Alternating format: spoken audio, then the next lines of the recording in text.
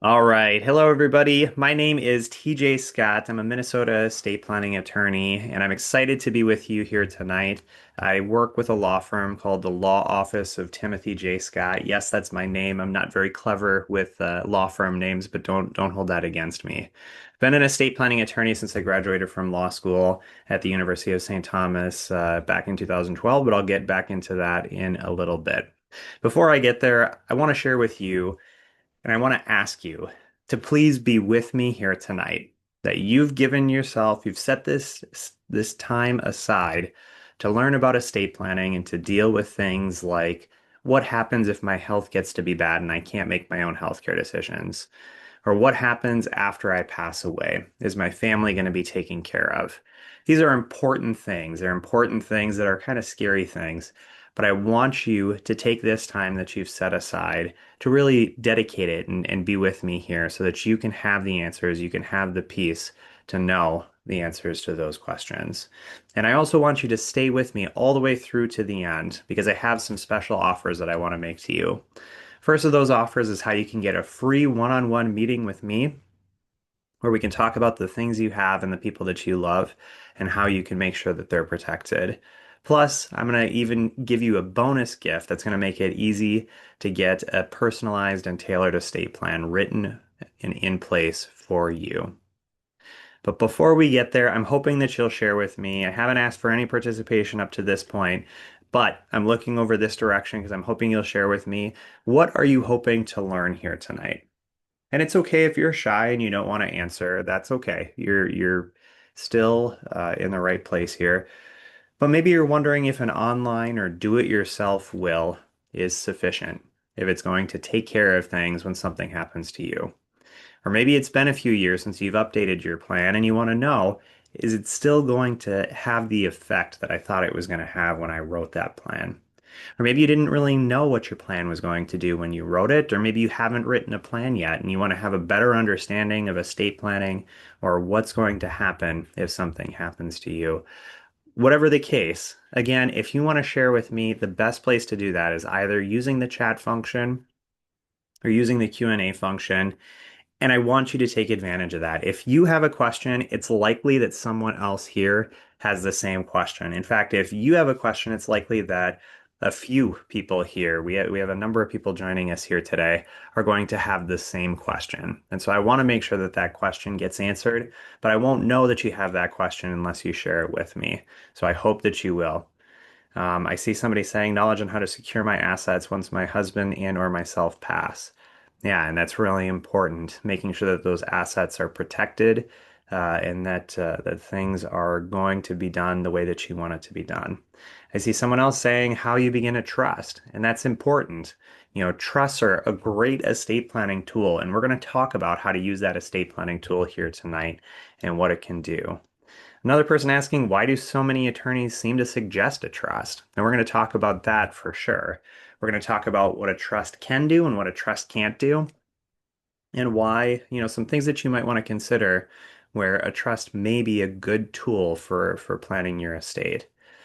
I have someone else asking kind of a specific question. It says, "We are Canadian. If my daughter has both Canadian and U.S. citizenship, is it a good idea for tax purpose if we assign her only as our executor, power of attorney, and healthcare directive?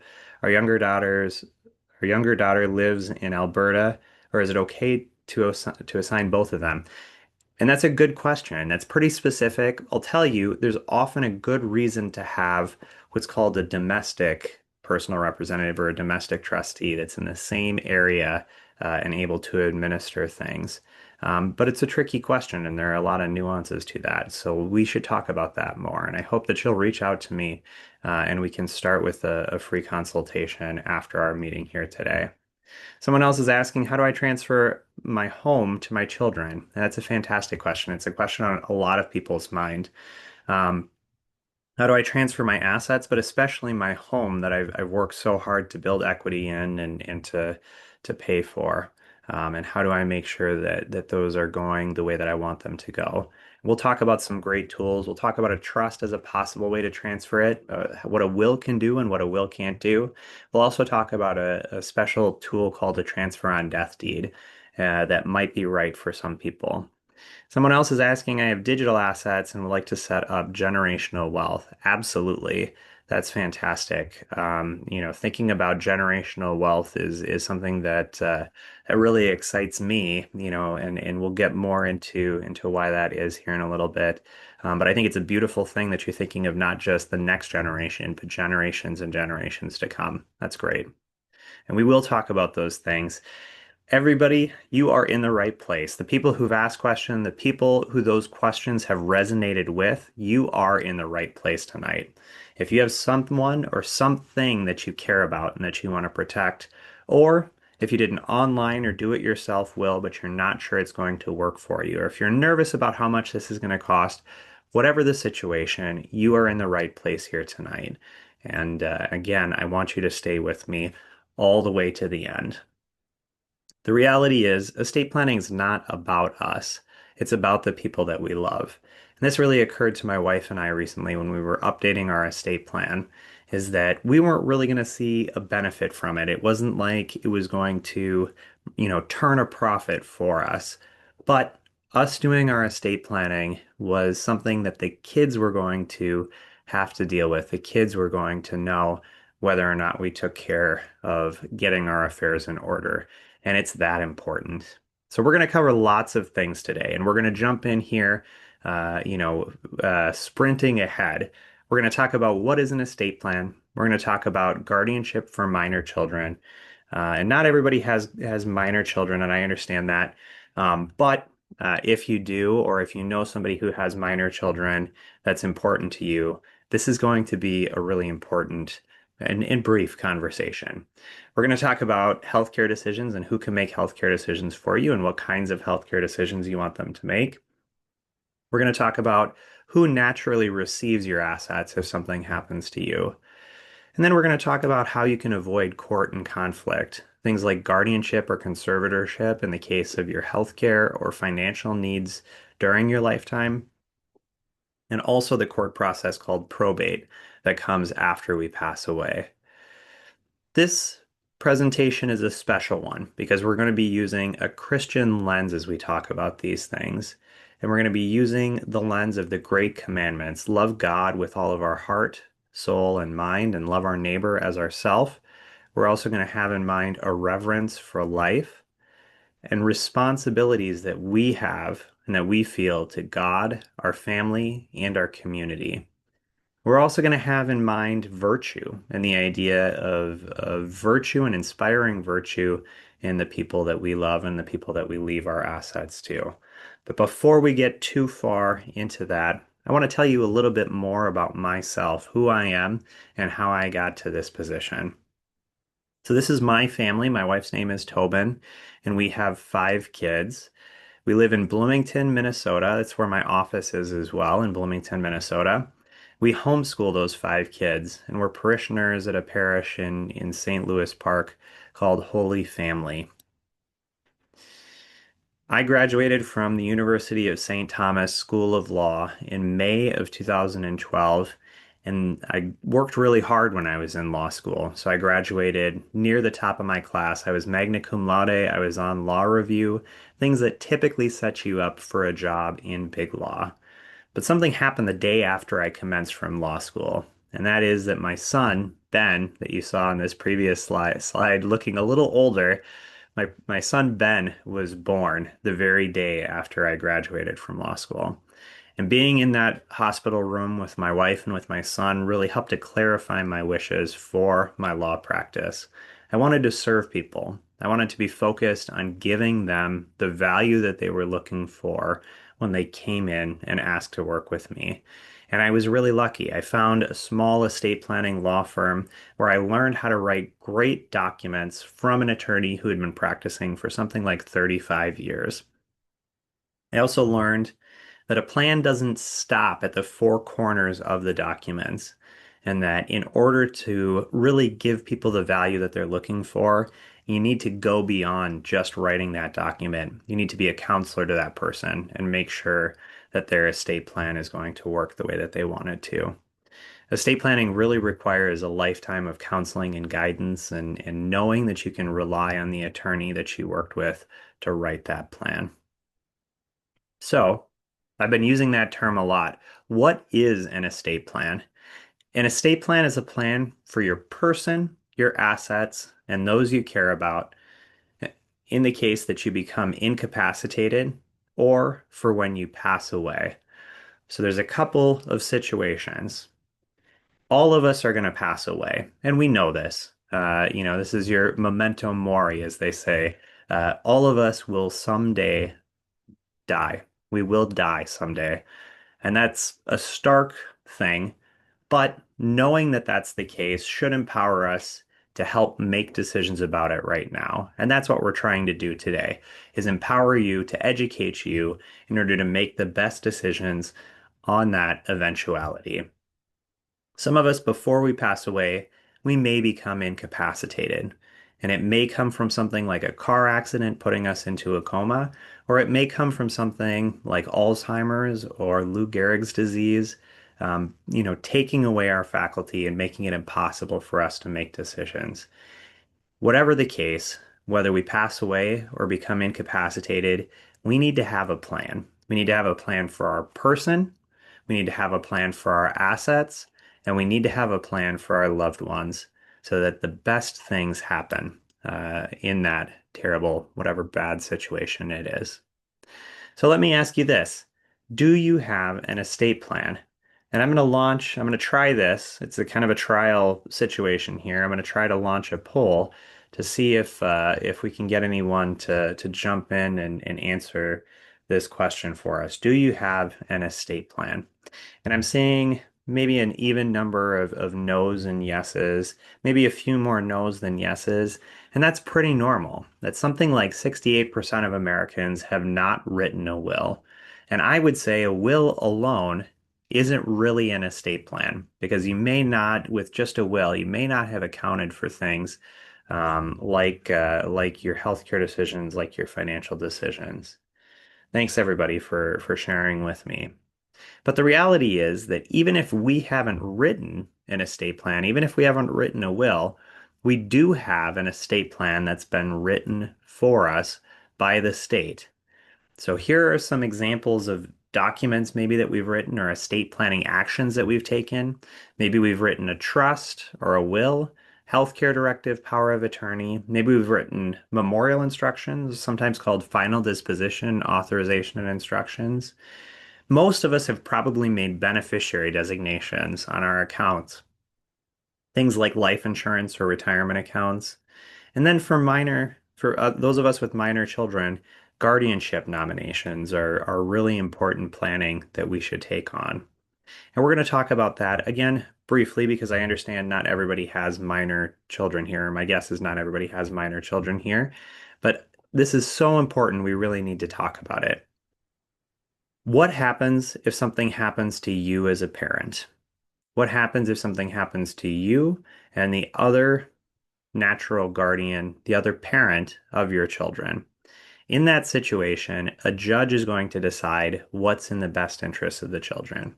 And I always joke if that means that Uncle Larry gets the kids or Aunt Sally gets the kids, you know, even if you know Uncle Larry and Aunt Sally are the last people who should have the kids, that is what's going to happen. The judge is going to make that decision on long-term guardianship. And here are the provisions that the judge looks at when they're making that decision. And you can see of this wall of text, things like spiritual needs are a relatively minor part of the equation. And there are important things to consider. There are important things for the judge to look at and consider when they're considering the best interests of the child. But really, what it boils down to is parents know best. Parents know where the child is going to flourish if something happens to them, and the parents should have the ability to make that decision and express that wish. And you can. You can make that decision, but you have to take action in order to do that. Short-term guardianship isn't who's going to raise the kids until the age of 18. It's who can stay with the kids immediately after something has happened. And now the kids are maybe in the custody of the police. We want to make sure that foster care doesn't end up taking the kids or child protective services. And we have ways of putting in place guardianship nominations that are going to be effective, that are going to let the police know this person is okay. This is a trusted person who can stay with my children so that they don't have to go to Child Protective Services. That's all I'm going to talk about, guardianship of minor children. But it's important. And again, if you have minor children, I really encourage you to reach out to me here after the presentation and schedule some time. I offer a free consultation in order to answer, to find out more and that I can answer some of your questions. Or if you know somebody with minor children, I hope that you'll connect them with me so that I can help them to make sure those guardianship nominations are in place. There's another type of guardianship, and that's the guardianship of our person, of us personally. And that governs things like who can make healthcare decisions for us, as well as things like where are we going to live? What kind of care ought we receive? And those healthcare decisions, if we haven't made a determination, then we're really leaving it up to a judge through a process called guardianship of the person to make those decisions. And this was expressed in a case with a young woman named Terry Schiavo. Some of us may remember this case. It was back in the mid 2000s. I think it was around 2004. Terry Schiavo was a young woman who suffered a cardiac event and was left in a vegetative state. She was receiving sustenance from a feeding tube, and her parents and husband disagreed about the type of care that Terry should receive. The husband wanted to stop the life-sustaining treatment. The parents wanted Terry to continue receiving that life-sustaining treatment. It was an argument that went back and forth through the courts. There were even petitions to the U.S. Supreme Court. In the end, it was decided that the husband had the right to say what would happen. The life-sustaining treatment was removed from Terry, and she passed away about 2 weeks after that decision was made. Whatever side you stand on, Terry's case was a traumatic situation for the entire United States. We were all paying attention. We all wanted to know what was going to happen to Terry and who had the right to say what was going to happen. Terry's situation doesn't have to be your situation. You can decide what happens in a document called a healthcare directive. In that healthcare directive, you can name an agent and you can express exactly what your wishes are to make sure that your wishes get carried out, not someone else's.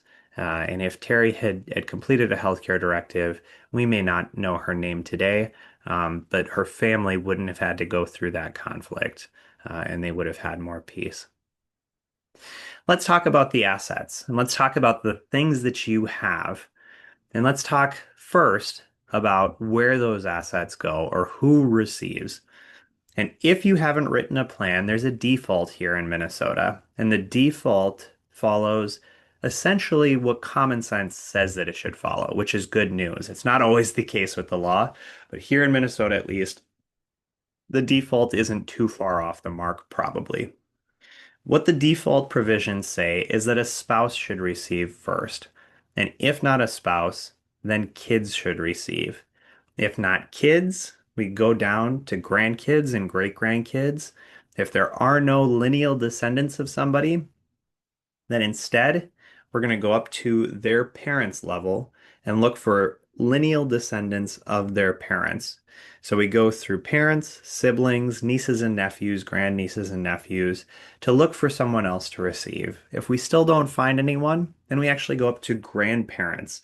And now we're looking at descendants of grandparents to try and find somebody.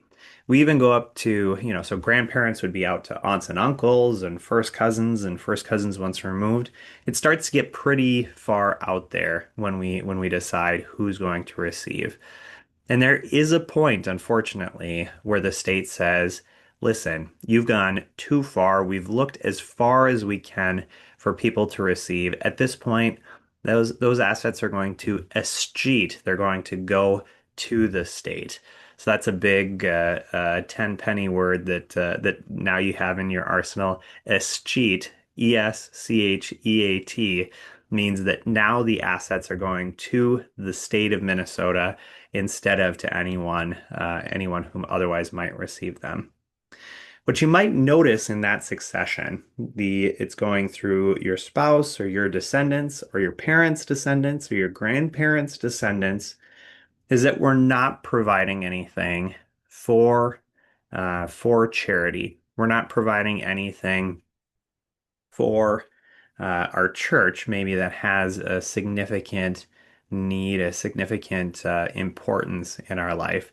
And as Christians, we're often charitably inclined and we often want to give to our church and to our nonprofits in a way that's meaningful, as well as providing assets, making sure that our kids are taken care of if anything happens to us. But what's also really important is that even if the assets are going to the individuals that we want the assets to go to, even if we want the assets to go to our spouse, even if we want the assets to go to our kids or grandkids, great grandkids, the how of the assets getting there might not be what we want. That typically the provisions are if someone's over the age of 18, they can receive those assets immediately and outright, and that can cause some pretty significant problems. Additionally, there are issues with how, because of the default plan in Minnesota.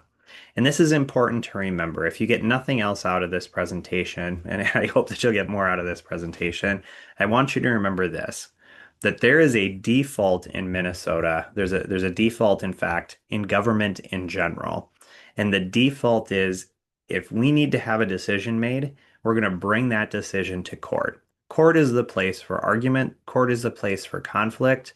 If there is a decision that can't be made naturally, we're going to bring that decision to court and have it decided at court. And that's true for healthcare decisions in a court process called guardianship. It's true in financial decisions during your lifetime in a process called conservatorship or conservatorship of the estate or guardianship of the estate. It's also true after death in a court process called probate. And again, what's important to remember is that where there's court, there is conflict. People line up on either side in this adversarial system that we have in the United States. So it's son against daughter, it's equal distributions against unequal distributions, it's feeding tube against no feeding tube. It's an intentionally adversarial system where we're going to have people arguing and discussing with each other, not promoting peace in the family. And that what you should also know in particular about the default regarding your assets after you pass away, that default called probate, is that the purpose of probate is to name an agent to stand in your shoes. That agent is called an executor or a personal representative here in Minnesota. That personal representative's job is to collect your assets, inventory them, pay your creditors, and then ultimately distribute things out. Probate is a process that takes a long time to get through. Here in Minnesota, it takes at least 6 months to get through the probate process. More often, it's taking something like 12 to 18 months. Probate's also costly. We estimate that probate costs something like 3 to 6% of the gross value of your estate. And so you can imagine, for example, if your home has a value of 400,000, it's not necessarily that the equity that you have in your home is 400,000, just if the value of your home is 400,000, then I would estimate that probate would cost your estate at least $12,000. That's a 3% estimate, and I think that that's probably low most of the time. The reason for the cost is that oftentimes you need to hire an attorney to go through the probate process. In fact, almost always you need to hire an attorney to go through the probate process. There are filing fees and bond premiums. There are creditors that need to be paid, appraisal fees, executor fees, not to mention carrying fees on assets like your home or business that have costs like utilities and real estate taxes, insurance that continue to need to be paid in the meantime until we can finally get somebody appointed and deal with that troublesome asset. It's important to remember also that in addition to the long period of time that probate takes and the cost that probate has, probate is also public. And so with probate, things get published to the court, and the court believes that there's value in transparency.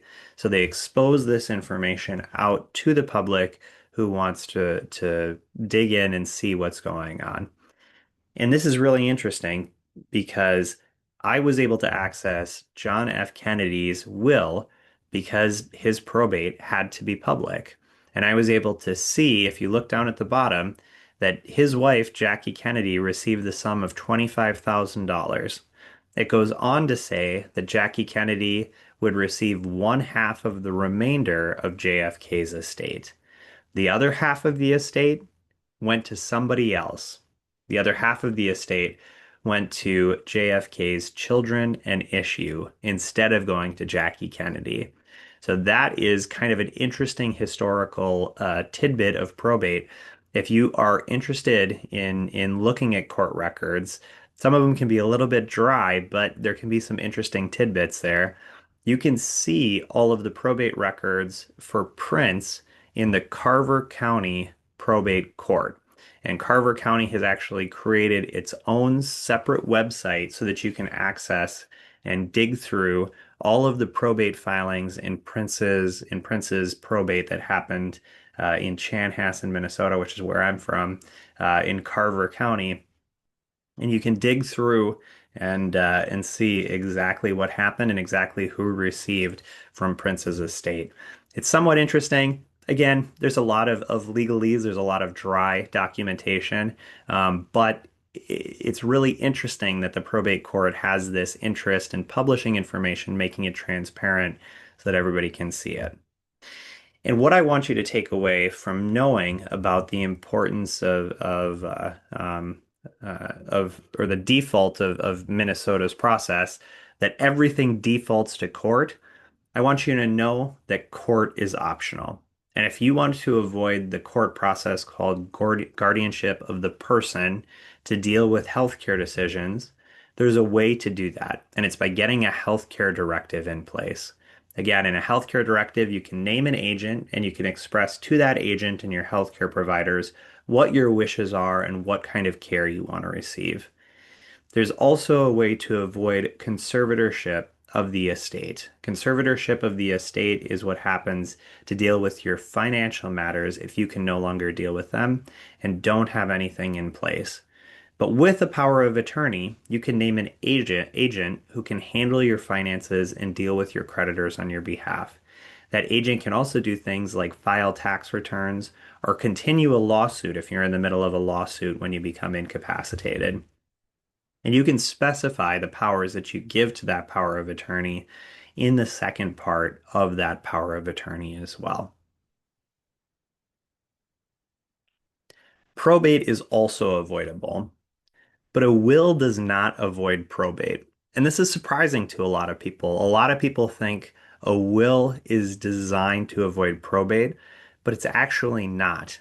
And we have this goofy saying as estate planning attorneys, where there's a will, there's a probate. If you're relying on a will to deal with your estate, that will has to be admitted to a probate court so that they can review it, make sure that it was properly executed.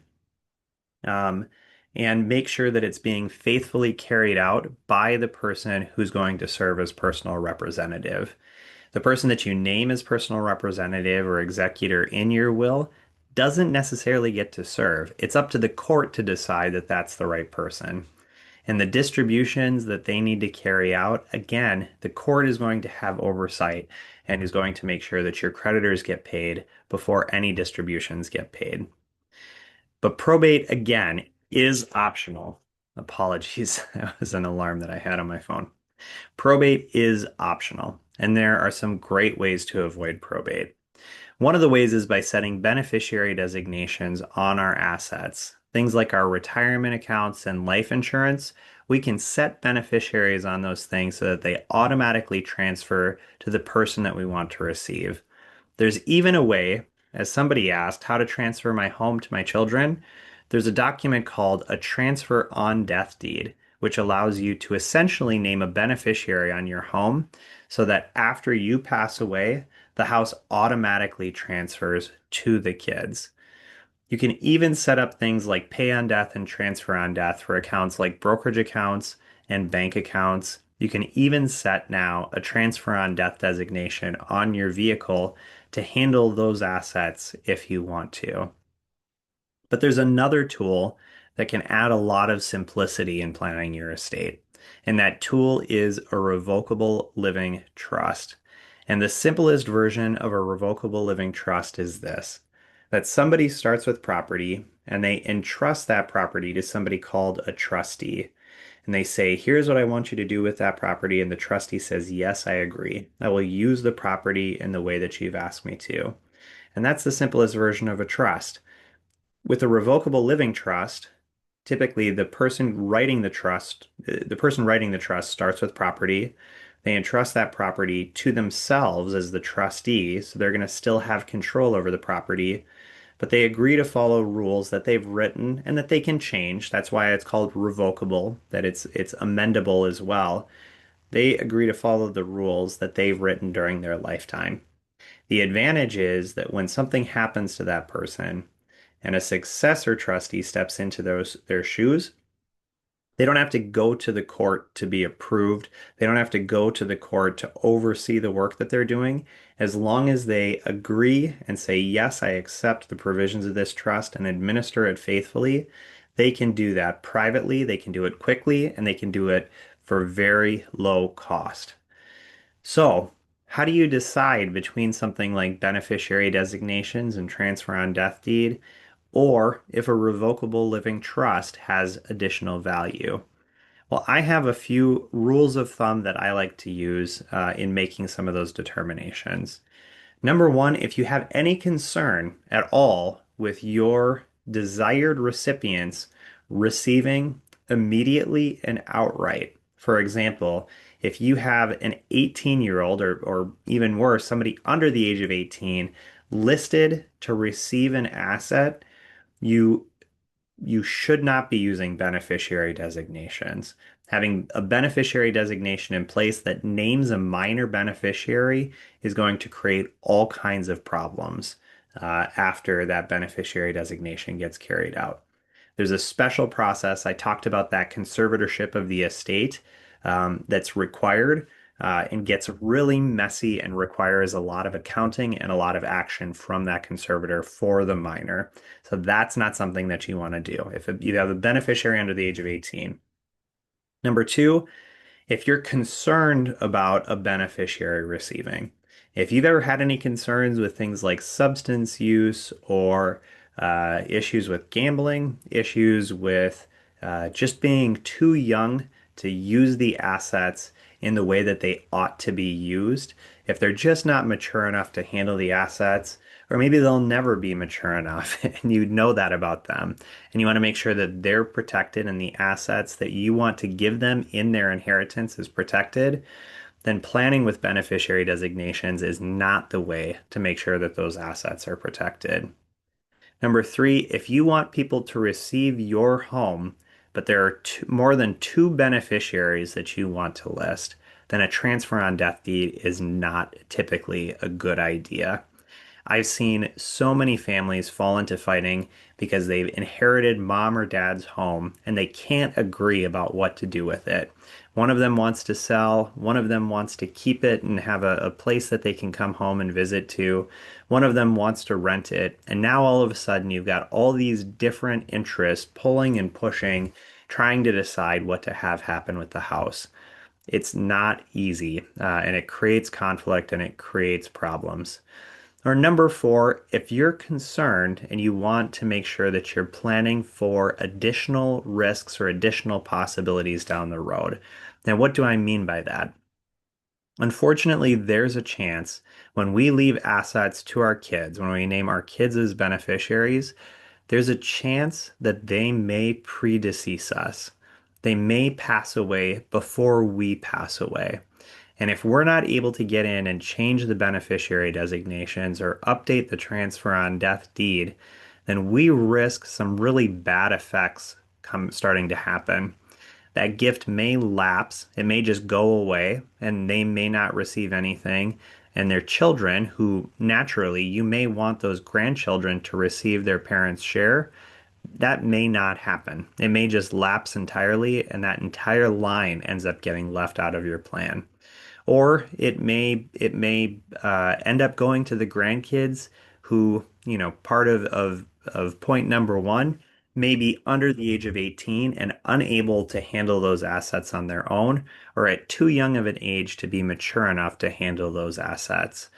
If you're concerned about that, and if you want to make sure that your plan is bulletproof and is going to account for all possibilities in the future, then planning with beneficiary designations and transfer on death deeds is not going to give you the peace of mind that you're looking for. Planning with a revocable living trust, we can take those things into account and we can make sure that things are going to happen the way that you want. Probate is optional. There's a threshold for probate, and there are 2 points that you need to consider. Probate's required if you own real estate in your name at your death that isn't owned jointly or doesn't have a transfer on death deed on it. That if you own it in your name at your death and there's no one else listed on it, in order to decide where that real estate goes, it's gonna have to go through probate. Or number two, if you have more than $75,000 of assets in your name that don't have joint ownership or beneficiary designations on it. So if you have more than $75,000 or if you own a home, probate's a possibility for you, and it's something that you want to avoid. Let's talk a little bit about estate taxes. And with estate taxes, I usually get to give people some good news. And I say that because even though there is a federal estate tax, even though there is a Minnesota estate tax, and even though we don't want to pay those taxes, right now the exemption amounts for federal and for Minnesota estate taxes are relatively high. The exemption for federal estate taxes is $13.99 million, and you actually get to double that number. It's what's called portable. It gets to be doubled if you're married. Here in Minnesota, we have a lower exemption, and I'm sorry if I didn't say this. Exemption means you don't owe any estate taxes until you get above that number. So until you're above that 13.99 million, you pay zero in estate taxes. For your 13,990,000 and first dollar, then you start to pay estate taxes at the rates that you see listed there. In Minnesota, the exemption amount is lower. The exemption amount here in Minnesota is $3 million, which means for your $3 million and first dollar, you start to pay estate taxes. Unfortunately, that number isn't automatically doubled if you're married, but there are ways with estate planning that we can double that number, and that's especially easy with something like a revocable living trust. I see someone asking, even if it is in an LLC. Unfortunately, yes, the assets in an LLC, if you don't have some kind of transfer on death designation on your membership ownership in that LLC, or if that membership interest isn't held in something like a revocable living trust by a trustee, then yes, those interests in the LLC are going to have to go through probate after you pass away. Like I say, unless there's some kind of beneficiary on your membership ownership or transfer on death designation, interests in an LLC are probatable, just like any other asset is. And here's an important thing that I want to note as well, and it has to do with special or supplemental needs trusts. As Christians, oftentimes we see people who are in need and we want to take care of them and we want to provide for them.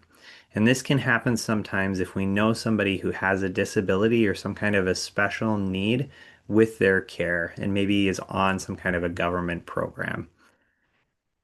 Giving money to somebody who's on a government program can have really nasty effects, unfortunately. Giving an inheritance to somebody who is on a government benefit can actually knock them off of that government benefit for a time until they spend down their inheritance and then require that they reapply for the government benefit, which can create a lapse in the time that they're on the government benefit and really complicate their life. So if you want to provide for somebody, if you want to care for somebody who's differently abled, and you think that giving them money through your estate is a good way to do that, I really encourage you to reach out to me. There are better ways to do that using things like a special or supplemental needs trust. So we've talked about a lot of things here tonight, and I know this is a whirlwind of information. Um, I often see there are people who let's get into this. I often see that there are people who have kind of a do it yourself mindset that join me here in these presentations, and I love it. I love that people want to do things for themselves as much as possible, but I want to give you some guidance here in what would be good for next steps. We've talked about a lot of things, and my guess is that something here has resonated with you tonight. If there's something about the state's default plan that you want to change, I really recommend that you hire an attorney. And let me tell you why. Trying to DIY your estate plan is like trying to put together IKEA furniture without the instructions. There are so many moving pieces and moving parts, and if you don't know where everything goes, if you don't know how everything is supposed to work, it gets really complicated, and missing a single piece can mean that the entire estate plan isn't going to work the way that you want it to. And I like to tell this story about a DIY project where I kind of failed, honestly. It's a situation, I had ordered um, let me just tell you this story. I had ordered new fishing rods and reels so that I could take my son fishing. I think he was 4 or 5 at the time, and he was really into fishing, really wanted to go. I said, great. I ordered new rods and reels, and they came without fishing line on them. Not a problem. I ordered some fishing line and went down to the basement, set up on a table, and I started winding the fishing line onto the rods and reels. And just when I thought that I had gotten done, I had the rod or the reel full of fishing line. I went and I snipped the end. I snipped the fishing line at the end, and all of a sudden, the fishing line came jumping off of the reel, and I had this giant tangled mess of fishing line on the table in front of me. And I like to tell that story because it was a situation where I did a do-it-yourself project and it failed, but it was okay. I was able to recover. And I was able to recover because I was there and I was able to take charge and deal with it. I had to cut off some extra fishing line that I didn't want to. I had some tangled fishing line that I had to throw away. But again, I was able to fix the problem. I was able to fix it that morning quickly. And the only cost was something like, generously 30 cents worth of tangled fishing line. Planning your estate is totally different. In fact, planning your estate is pretty much the opposite of that situation. If you make a mistake, your family is going to be the one that needs to try to put the pieces back together. You're not going to be there to fix the problem at that time. And if you make a mistake, it's not going to cost 30 cents worth of fishing line. It's going to cost thousands of dollars in attorney's fees. And sometimes the break is so bad that it just can't be fixed. It's just not possible to fix it. So estate planning is not something that you want to DIY. It's something that you really want to make sure that you have somebody who's a professional and knows how to do it. And with that in mind, how do you choose an attorney? How do you know that an attorney is somebody who would be good at helping you? There are a couple different experiences that you might go through. There's the typical estate planning experience, or there's the experience of working with us.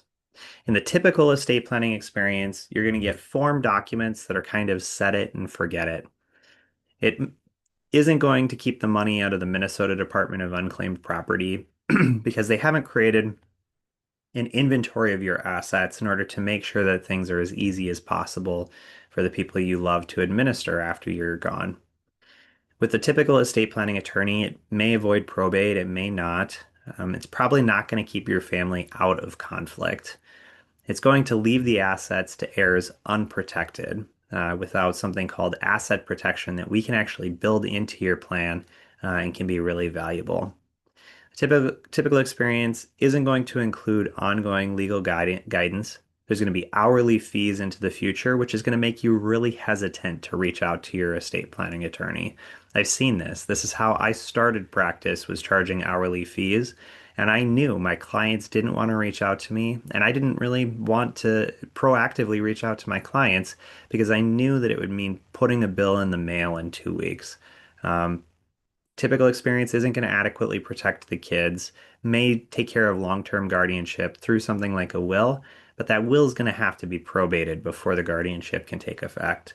And it's not going to deal with short-term guardianship. The worst thing about working with a typical estate planning attorney is this. It's going to leave you with the question of, is my plan going to work when I need it to work? And that's not a question that you should ever have after you've worked with an attorney. Planning with me is totally different. Planning with me, we only charge flat fees, and my clients choose the fee that fits their situation the best. And typically you can expect that fee to be somewhere between $2,500 to $6,000. I know there's been some questions about trust here tonight. We talked about that revocable living trust. And I just want to give you a heads up that if that's the right plan for you, you're probably looking at a plan that costs about $4,500, which I understand is a big investment. But again, if you consider the savings from the probate perspective and the savings to your family down the road, 4,500 is really a steal. It's really a deal for your family. Planning with us means keeping your money out of the hands of the state. It means protecting your kids totally, immediately, in the short term and in the long term. It means keeping your family out of court and conflict. And this is really at the heart of my firm and the heart of what I do. At heart, I'm a peacemaker, and I want to keep the peace in the family and make sure that the family stays together, stays cohesive. Writing a good estate plan can have that effect. A bad estate plan can have the opposite effect, can lead to conflict, can lead to fighting. Planning with me means knowing that you've made the right decisions. We don't make the decisions for you. We empower you and educate you so that you have the information you need to make the decisions about your estate plan. And we make it really simple. We guide you along the way and work as counselors with you to make sure that you understand and make the right decisions. Planning with me means protecting the family money from outsiders, making sure that outsiders aren't able to access that money through things like a divorcing spouse or creditors in a bankruptcy. And it means a lifetime of guidance and protection. Because again, we're not going to charge hourly fees in the future for our communication. We want you to reach out to us. We want to be a resource to you to make sure that your plan is going to work when your family needs it to work. So again, not all attorneys are the same. And I want you to reach out to me, and I'm willing to do this. I'm willing to offer you an absolutely free family wealth planning session. And that family wealth planning session has about a $750 value because I'm going to set aside 2 hours on my schedule to talk to you. And we're going to talk about the things that you have and the people that you love and how you can protect those people and those things in case something happens to you. In the first part, we're going to talk about where you're at right now and what you want your estate plan to be. We're going to talk about things like the people and the assets that you have. And we're going to talk about different estate planning tools and different estate planning options that we have in order to make sure that things happen the way that you want them to. After that first hour, we'll have a pretty good picture of the different estate planning tools that it probably makes sense for us to use. And that'll allow us to quote you a fee for the work that we're going to do. If you like that fee, if you like us, great. And if we like you, of course, if we all agree to work together, we can move into the second hour. And in that second hour, we're going to design your estate plan together. And if it's planning with a trust, we draw it out in a really visual way so that you can see exactly what it looks like and what the moving pieces are. And again, we empower you to make the decisions that make the most sense given your current reality and given the law. We will bring our knowledge of the law, you bring your knowledge and experience of the situation, and we'll work together to write the right plan for you. Plus, I want to give you $250 off the estate planning package of your choice if you'll reserve that appointment before the end of the week. And if you click through and look at my calendar, I put a link to my calendar in the chat, so you should be able to find it there. Or you can see the URL here on the screen and a QR code that you can zoom and scan on the screen as well. You will see that there are no appointments that I have available before the end of the week. And that's not what I meant. What I meant is schedule with me in November, schedule with me in December. Whenever you can find time on my calendar, set that meeting before the end of the week so that you know what's coming, so that you have taken the next step and you know that you have a time that you plan to get this taken care of. And I see a friend of mine saying, from my experience with you, I think it's useful for others to know that the assets usually follow the bloodline. In our case, if our child passes and later the spouse gets married and then dies, this new person could receive our assets and not go to our grandchildren. And that's right. There are situations that you should be aware of, and we can describe and explain more of those situations as we meet together so that you can have clarity on them.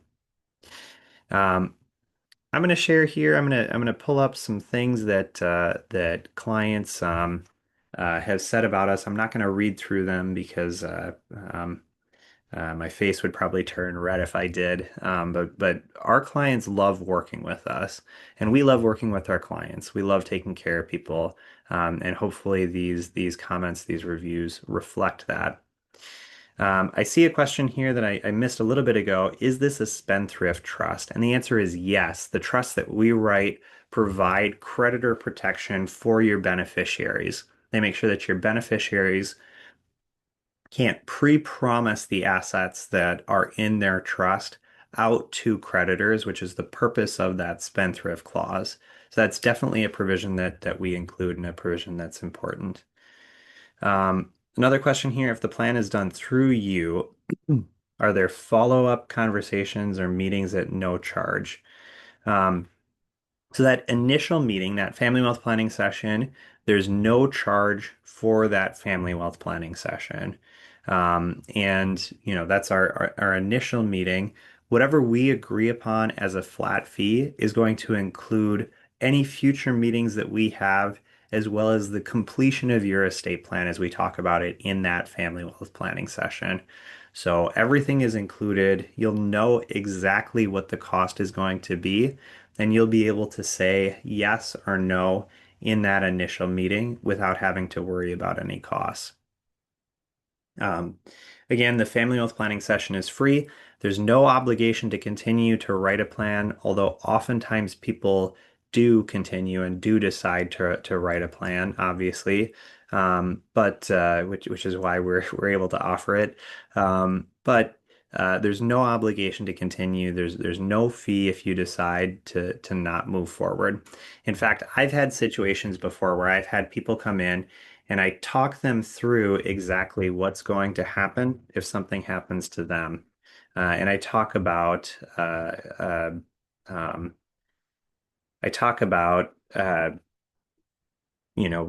what the results would be based on their assets and based on the people in their family. And I've had situations before where people say, "Yep, that sounds good," or "Yep, I don't mind that," or "Yeah, that's how I would want it to be."